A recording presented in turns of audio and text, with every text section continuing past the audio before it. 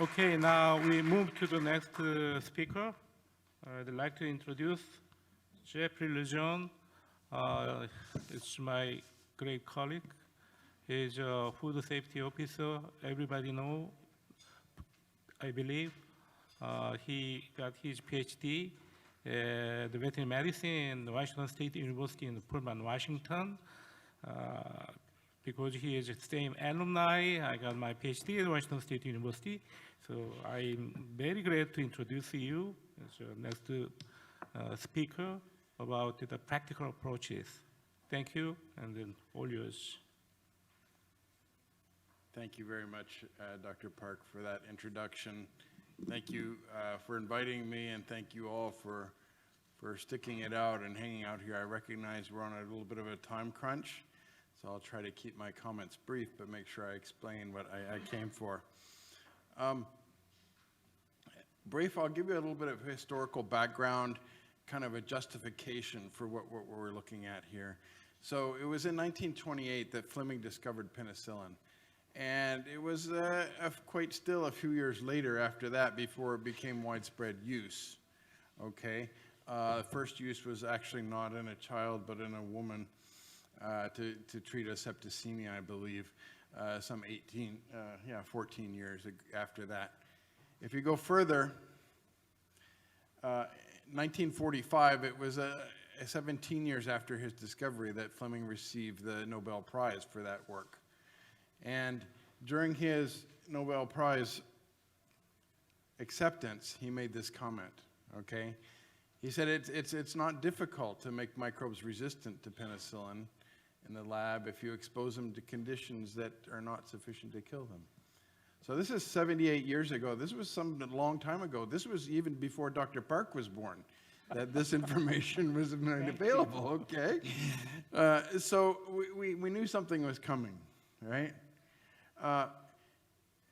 That number there was 1942. They're treating people with penicillin to make them better, to cure illnesses and disease. 1946, just like 4 years after, they discovered that if you fed these drugs to animals, they got bigger, okay? So it became 40s and 50s, became a boom for providing subconscious lethal concentrations of antimicrobials to livestock to enhance growth, okay? 1951, so 42 and 50 was the years that they started using. 51, they start reporting resistant organisms, isolated from turkeys, from chickens, from pigs, okay? 72 years ago. So we know this, any antimicrobial use drives antimicrobial resistance, okay? Jump forward 54 years ago, 1969. Now this is almost as old as I am, but not quite.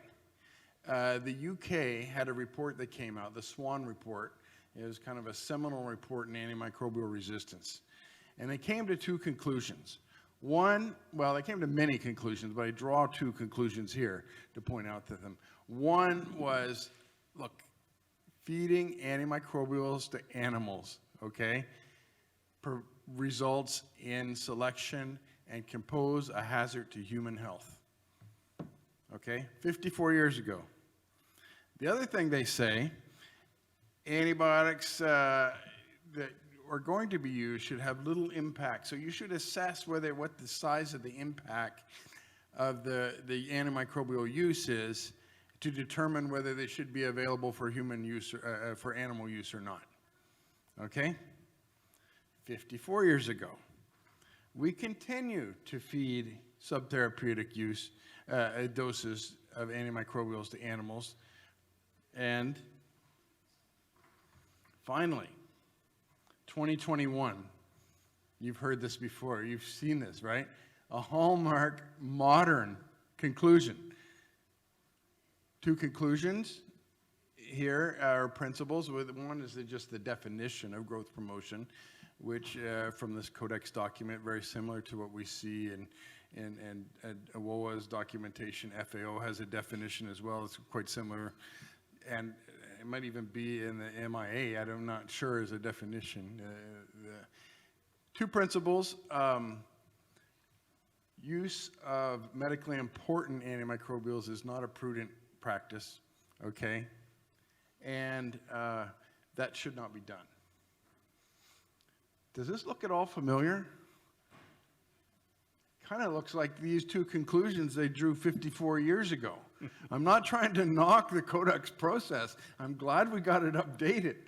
But this is not new. I mean, Rene said he was going to not tell us anything new from 10 years ago. I'm not telling you anything new from half a century ago. All right? Antimicrobial use. So we need to do something about it. So if we've known this for so long, oh, here we go. Why are we still doing it? And you've seen this slide before too, okay?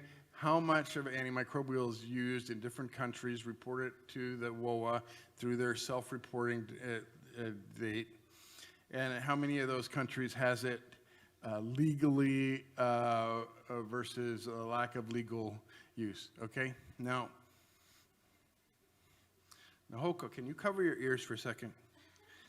Now, this is not any slight to WOA. They collect the data that they get, okay? From this slide, I would probably believe this one right here, this one bar, okay? The countries that use antimicrobials that either do or do not have legislation, okay?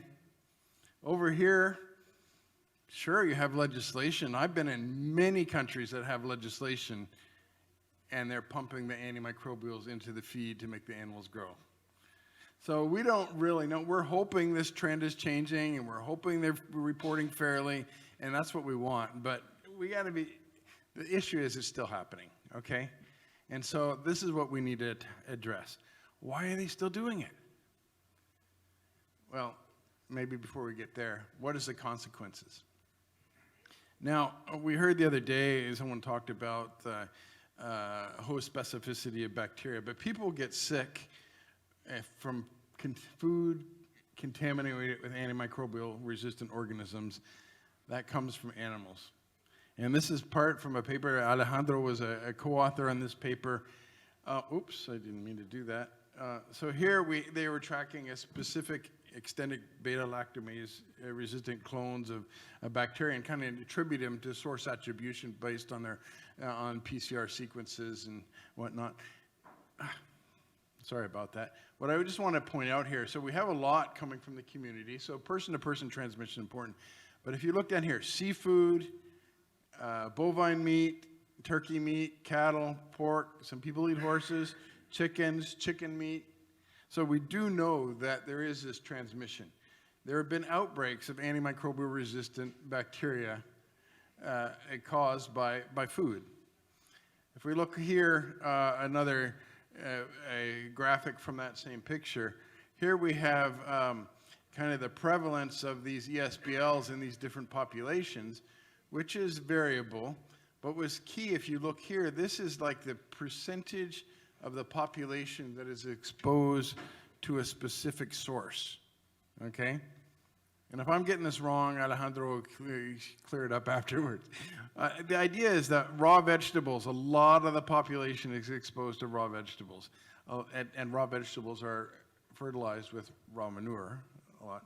Seafood, bovine meat, chicken meat, pork. The only other one that's greater is people exposed to other people in the community. So basically everybody eats. Everybody's getting exposed to antimicrobial resistant organisms through the food chain. And just one more way to look at this data, if you add these food sources up, they end up to be about 20% altogether. For this is only for one type of resistance in one kind of bacterium, in E. coli, okay? So we're 20% are attributed to these different food sources. And so you can see these people are getting resistant organisms from food. So that's kind of justifies the need to do something about this, okay? The other two things I mentioned, now I mentioned that those tables were one bacteria, one gene. We know there's an issue of co-resistance and cross-selection. So Even if you're just feeding tetracycline, you may get resistance to something else. And this is just an example of a mobile genetic element. I picked this one out specifically that they found in a human caused disease, and you see multiple different resistance genes marked on the outside here. But what was particular about this, and it goes along with the theme of this particular conference, is if you do the analysis, these genes actually, this is a mosaic plasmid that has been collecting resistance genes. Basically, it's the One Health poster child for plasmids, okay? It's picking up resistance genes from various agriculture systems and collecting them, so we know they're being shared, okay? The other thing I'll mention is concentration of antimicrobials in animal feces. Because when an animal is treated, it doesn't metabolize or destroy all this. Much of the antimicrobial that's given, of course, it depends upon the specific antimicrobial, it depends upon the animal species. Much of that's excreted in an active phase still. So we have the issue of food contamination, we have the resistance of cross-resistance and co-resistance, and we have the issue of environmental contamination that we're dealing with, all because of subtherapeutic treatment of animals with antimicrobials. So, why don't people stop doing it? We know it's bad.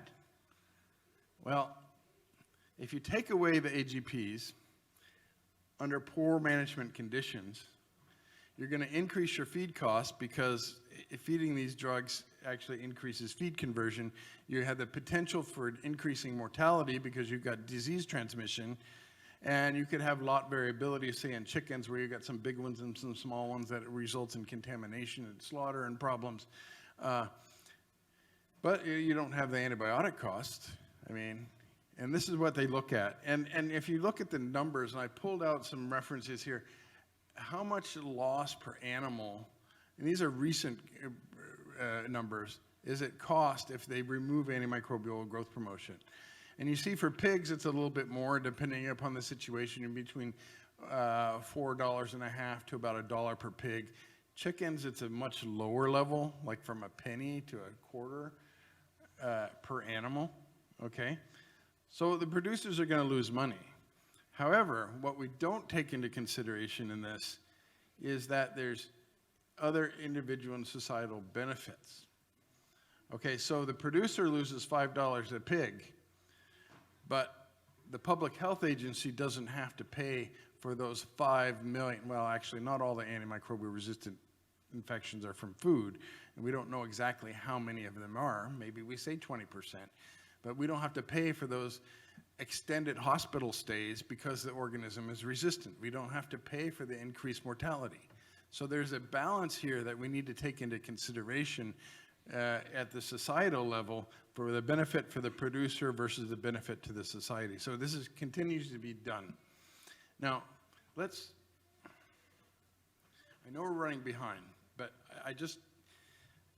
being a professor for 20 years, this is the 7th PowerPoint presentation of the day.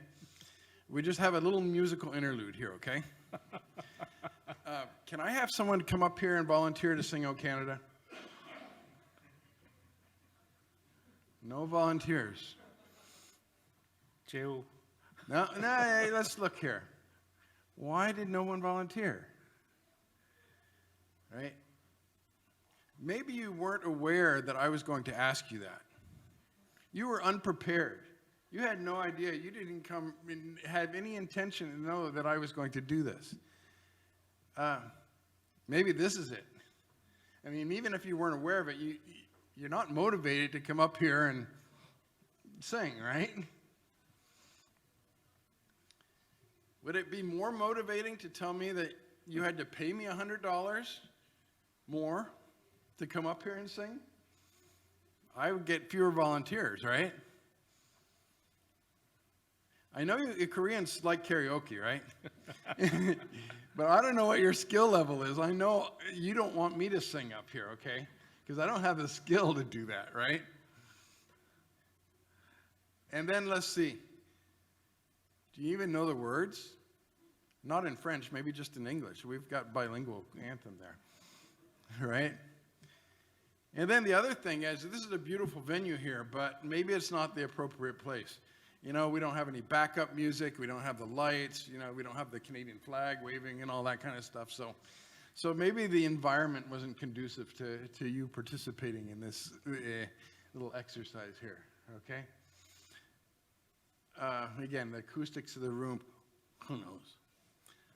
I guess you don't get "O Canada" song today, right? But the idea is, I mean, I could have told you beforehand that I was going to ask someone, but awareness isn't really enough to change people's behavior. You didn't volunteer to come up here. Awareness, in some theories of communication, account for only 5% of people's behavior change. We have to be motivated, okay? Farmers that are going to lose money aren't necessarily motivated to adopt a behavior change. The other thing is the skill set. If they don't know what to do, how can they do it? I ask you to sing it, but you don't know the words, you don't know what to do. So how do we get, I mean, just to tell people, oh yeah, we stop AGP, stop AGP. Everybody knows that chorus, okay? That's the short one. But how do we get to be motivation? And then the last thing, they have to have the opportunity or an event to have that enabling environment to make it suitable to be able to adopt that behavior change, okay? And these would include things, training, resources, and enabling environment. So, put that in the context of AGP, all right? What are the context of AGP or stopping growth promotion that we need to consider? So we have economic, social, and legal and technical. We just heard one about legal, and you heard maybe a couple issues where we've got problems with adopting or lack of legislation, okay?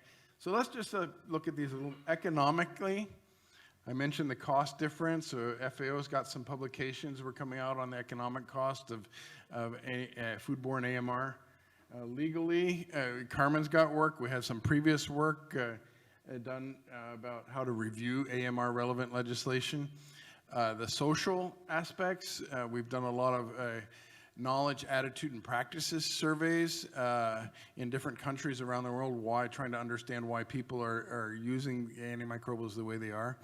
And then there's the social aspects as well. And then technical. And one question is, how do you stop, what do you do to replace growth promotion antimicrobials and still maintain the economic benefits by having the growth? So let's just look at these, and I'm going to go through these other ones rather quickly. You can look at the slides later. But, you know, economically, we know there's an economic cost to society, economic cost, a health cost, loss of productivity, decreased livelihoods, loss of trade, loss of product value, a number of things, okay? So we need to figure out that, make it beneficial for farmers to adopt a change, okay? Social cost. Again, this kind of looks like this co-creation where you've got raising awareness and communication among multiple sectors, getting people to work together, okay, and motivate for behavior change, not only awareness raising. Technically, this list could go on and on a little bit more. The easiest thing to say is don't use them, okay? But then what do you put in their place? So we need to provide options and strategies for a sustainable, productive agriculture production, okay, in the absence of growth promotion, right? And part of this, and you've heard Alejandro talk about here, if we were going to change something, we need some surveillance systems to know whether are we going up, down, staying the same, what's going on, right? So that puts this in place. And then last, again, we could have legal strategies for growth promotion. We can have, you know, adoption of laws or even strengthening here other laws, you know, about environmental contamination so that the manure doesn't get into the waterways and get into the irrigation and get on the fresh fruits and vegetables. So there's a number of adequate. So in effect, what we're trying to do is put these practices together in a resource manual or technical manual so that users are interested, maybe we just call them stakeholders, right? Who are stakeholders? Whoever's involved is going to be participating and know what to do. And we've got a whole list, and this list of stakeholders could go on. Every one of you in this room is a stakeholder. Thanks for being here. But then who do we engage and how do we help them? So this slide just speaks a little bit to the alternatives. So we have a number of alternatives. So alternatives are available right now. And the issue with antimicrobial growth promotion is they worked really good when production practices were horrible and disease was rampant. But as we increase the health of animals and management and nutrition, that marginal gain by using growth promotion has decreased and decreased. And we can get it to a minimum and maybe even positive, because I know in the United States they invest a little bit more. And one producer said it cost me 10% more to grow chickens without antimicrobials, and I sell them for 50% more. So in effect, he's actually making more money by not using growth promotion. So these are just some examples of different feed additives that are available or changes. So trying to, hopefully I caught us up a little bit on time. I'm happy to have questions, and I'll make a few comments at the end of the day and some of the take-home messages. But so I think I made it clear that this growth promotion is really a risk, not only to humans, animals. So now the treatment of bovine pneumonia can't work because we've generated resistance, and environmental contamination. Food safety is critical here, and because food safety is a key element of food security, without food safety, we don't have food security, okay? So it's not a simple matter of saying, okay, stop, go ahead, right? There are tools and approaches available, and that through the ACT project, now these are just simulated covers that we're working on. We'll have 2, phasing out antimicrobial growth promotion in animals, kind of outlining these social, legal, technical, and economic components of what has to be considered. And then also, we had a meeting, I think it was last month. What month is this now? It was in July. I guess we're already in September. About expert meeting on different nutritional and feeding practices which can be used to help productivity in the absence of antimicrobials. So I'll just close it with that right there.